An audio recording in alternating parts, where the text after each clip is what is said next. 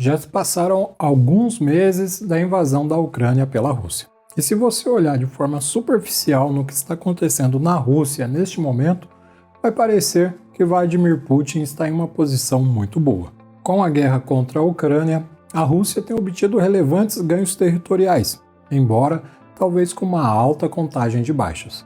E não parece haver muita oposição interna ao regime de Putin, seja politicamente ou na forma de revoltas populares. E a forte economia russa parece sobreviver às sanções ocidentais. Os bancos, ao que tudo indica, estão operacionalizando normalmente, e o rublo está sendo negociado a uma taxa em relação ao dólar, até melhor do que a taxa de antes do início da guerra, mas a aparência pode ser enganosa. As estatísticas que estão amplamente disponíveis vêm diretamente de Moscou. E eles têm todos os tipos de incentivos para distorcer o que realmente está acontecendo. Na verdade, a economia russa está uma verdadeira bagunça. E isso pode esclarecer os motivos de Putin ainda poder gozar de uma certa estabilidade política. E, consequentemente, talvez ele ainda consiga converter os sucessos russos em sua invasão da Ucrânia em algum sucesso econômico. Mas um novo relatório internacional encontrou problemas gritantes para a Rússia em 4 grandes áreas: fuga de capitais, comércio, economia geral e reservas de caixa. Supondo que essas tendências continuem, seria a melhor notícia que a Ucrânia recebeu desde o início da guerra. As sanções estão, em uma única palavra, funcionando. Vamos começar com a fuga de capitais. A fuga de capitais é uma consequência direta das sanções. O regime de sanções tem imputado dificuldades às empresas estrangeiras para fazerem negócios com a Rússia. E grandes empresas como Mastercard, McDonald's, Shell, 3M e Nike começaram a fugir do país. Mais recentemente foi a vez da Airbus e da Boeing, que encerraram as atividades no país. Inclusive, eu gravei um vídeo tratando exatamente da crise aérea na Rússia e vou deixar como sugestão para você assistir logo em seguida esse aqui. Até agora, mais de 1.000 empresas já saíram da Rússia, representando 600 bilhões de dólares em investimentos, ou mais de 1/3 do PIB da Rússia em 2021. O impacto é mais impressionante quando descobrimos que essa perda de capital é equivalente ao total do investimento estrangeiro que a Rússia arrecadou desde a queda da União Soviética. Mas, para ser bem claro, nem todo esse valor está perdido. Algumas empresas ainda estão encerrando suas operações. Outras estão apenas paralisando as operações parcialmente, como o Dunkin' Donuts, que está interrompendo o suporte corporativo aos franqueados. E ainda há um outro grupo que está vendendo suas operações a empresas russas. As pessoas também estão deixando a Rússia. Cerca de 500 mil de pessoas já partiram.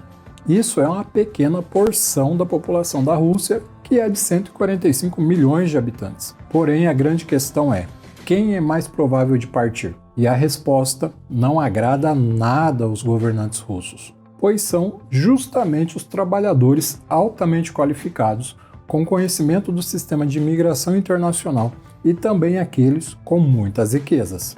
Em outras palavras, justamente aquelas pessoas que um país gostaria de atrair e manter por perto, se o objetivo é maximizar a riqueza do país. Por outro lado, há uma pequena vitória para Putin aqui. Eles também são as pessoas mais inclinadas a discordar de seu líder e causar problemas na política interna. Mesmo assim, ainda é um motivo de preocupação. No início de 2022, a Rússia tinha 101 mil indivíduos com um grande patrimônio líquido, ou seja, pessoas que possuem $1 milhão ou mais em espécie ou investimentos financeiros. Estima-se que 15 mil dessas pessoas, cerca de 15%, deixaram o país este ano. Isto é enorme. Em comparação, a China foi o segundo país que mais perdeu milionários em 2022. 10 mil chineses ricos deixaram o país até o momento. Contudo, esse grupo na China é estimado em 800 mil pessoas. Ou seja, a China perdeu pouco mais de 1% de seus milionários. Mas ao contrário da Rússia, a China não parou de atrair capital estrangeiro. E para onde estão partindo todos esses milionários russos? Para o Emirados Árabes Unidos, ao que parece. Dubai relatou uma crise imobiliária aparentemente devido a um fluxo de dinheiro de russos que estão à procura de um novo lugar agradável para viver. Conectado aos problemas da fuga de capitais, temos o comércio. O comércio ocidental com a Rússia, em geral, parou após a invasão. A principal exceção a isto tem sido a exportação de energia russa.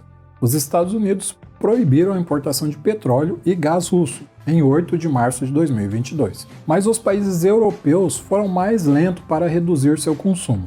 Ainda assim, isso acabou deixando um excesso de óleo russo em estoque. A China, a saída alternativa natural de escoamento da Rússia, não aproveitou a folga, em parte devido a problemas de transporte. Os navios petroleiros levam apenas 2 dias para levarem petróleo para o leste da Europa, 4 dias para o norte e 7 dias para os países da Europa Ocidental. Em contraste, são necessários 27 dias para chegar ao Sudeste Asiático e 35 dias para chegar ao Leste Asiático. O lado da importação dessa equação também tem sido preocupante para a Rússia. Isto tende a receber menos atenção, porque não é uma fonte de financiamento direto do governo. Entretanto, a ausência de importações prejudica os consumidores e pode ser uma fonte de instabilidade política a longo prazo. Algumas importações também são utilizadas como insumo para outras indústrias, especialmente na indústria de transporte, como vimos no caso da crise aérea. E isso significa que, na sua ausência, acaba por prejudicar a economia russa.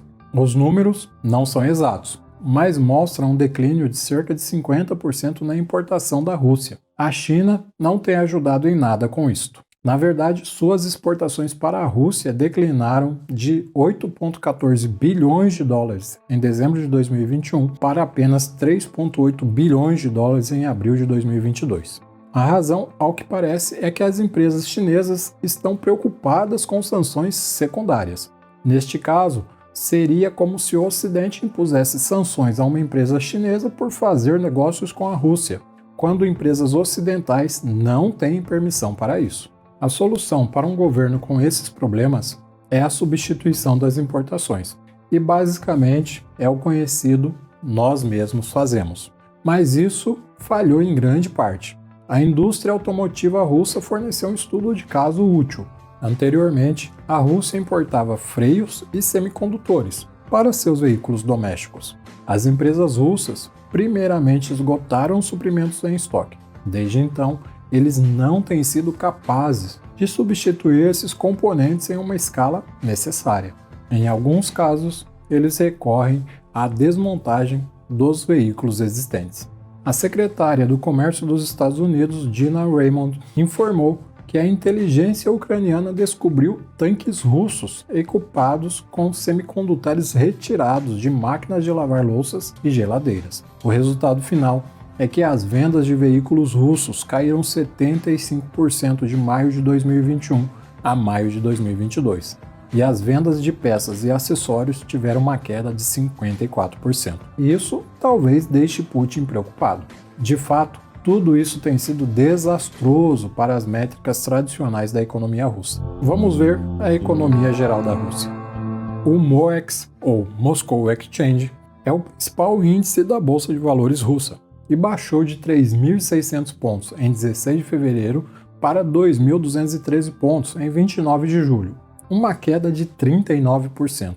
Com base de comparação, o S&P 500, principal índice da Bolsa de Nova York, perdeu 56,8% durante a Grande Recessão, mas isso se deu ao longo de 18 meses. Surpreendentemente, Putin parece subestimar esse problema. A Rússia inicialmente reagiu às sanções fechando as bolsas. Quando finalmente reabriu o mercado, um mês depois, as ações de propriedade de estrangeiros permaneceram bloqueadas, proibidas de serem comercializadas.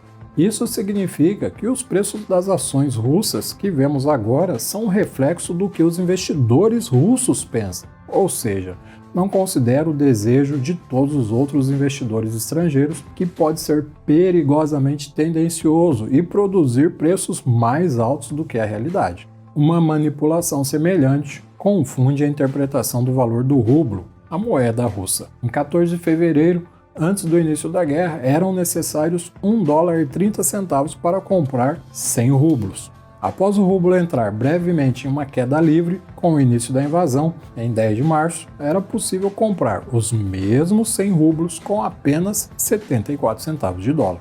Já no final de julho, parecendo um passe de mágica, eram necessários $1,61 para efetuar essa mesma troca.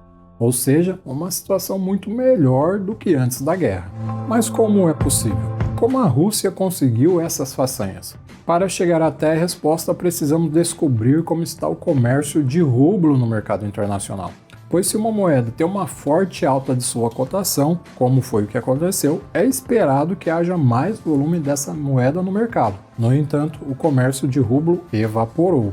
Antes da guerra, 10 bilhões de dólares em rublos eram negociados diariamente. Durante a guerra, caiu para apenas 2 bilhões de dólares. O que isto nos diz é que o valor publicado do rublo é uma representação das transações governamentais da Rússia, ou seja, é um valor arbitrado pelo governo. Aqui no Brasil chamamos essa técnica de câmbio de flutuação suja, porém, no caso da Rússia é um pouco mais aprimorado, pois como não há ninguém buscando comprar rublos no mercado internacional, as transações de câmbio são realizadas apenas no mercado interno, o que possibilita o Banco Central russo manipular com mais facilmente a sua cotação. É difícil determinar o preço real do rublo no mercado amplo, mas assim que houver um acordo para o fim da guerra e para o fim das sanções, existe uma possibilidade altíssima do rublo despencar e as ações das empresas russas vão acabar acompanhando a queda, para poder equalizar esse período de números não muito confiáveis. Enquanto isso, a inflação está super elevada. A Rússia entrou na guerra com uma taxa de juros de 9,2% ao ano. Essa taxa, para as economias ocidentais, normalmente seria alarmante, excluindo o Brasil. Lógico, nós nem estamos em guerra, mas nossa taxa está em 13,75% ao ano. No caso da Rússia, após o início da guerra, a taxa russa saltou para 16,7% em março, para 17,9% em abril, caiu para 17,1% em maio e para 15,9% em junho. Em maio, os gastos no varejo despencaram 20% ao ano. Em geral, os economistas russos operaram um pequeno milagre para limitar os danos somente a esse número de 20%. Mas isso nos leva ao nosso último tópico: reservas de caixa. A Rússia está ficando sem dinheiro, tanto como consequência de ter que administrar uma guerra, quanto de ter que manter a economia funcionando. As próprias projeções da Rússia mostram um déficit orçamentário de 2% do PIB para 2022.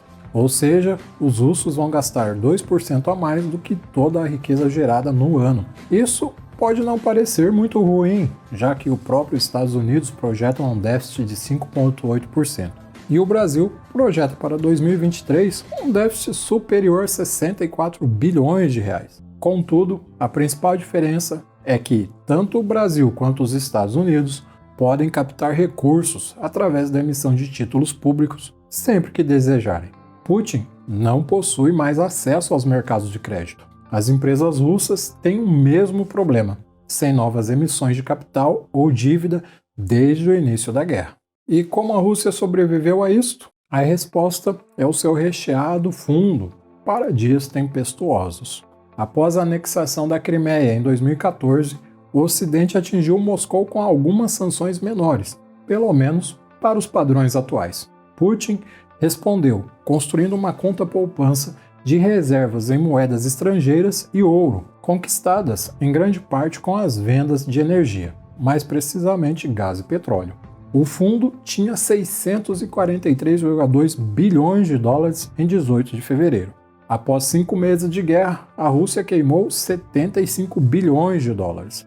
Isso pode não parecer muito, mas a Rússia cometeu um erro, e esse erro pode derrubar toda a estratégia de guerra de Putin. A Rússia guardou 300 bilhões de dólares de suas reservas em bancos ocidentais. Os governos ocidentais fizeram a coisa óbvia e congelaram essas contas no início da guerra. Isso significa que a Rússia tem acesso a apenas cerca de 268 bilhões de dólares em fundos. Com a atual taxa de gastos, a Rússia tem 18 meses antes que esses recursos desapareçam. Essa linha do tempo, claro, está sujeita a mudanças. A capacidade da Rússia de corrigir sua própria economia irá determinar se ela pode pagar pela guerra sozinha. Enquanto isso, Putin depende também implicitamente da Europa pagando pela venda de petróleo e gás, ou ainda da decisão da Arábia Saudita de inundar o mercado com petróleo e assim sabotar a receita da Rússia. Naturalmente, é improvável que a Rússia fique sem dinheiro. Em algum momento antes disso, o resultado final da guerra ficará claro e as partes poderão concordar com o acordo e economizar nos custos adicionais dessa luta. Vamos torcer para esse conflito acabar logo, não é mesmo? Obrigado por me acompanhar em mais um vídeo, espero que tenha ajudado você a compreender mais esse lado do conflito. Agradeço muito o seu like no vídeo e a sua inscrição no canal se você for novo por aqui. A gente se encontra logo logo. Até lá!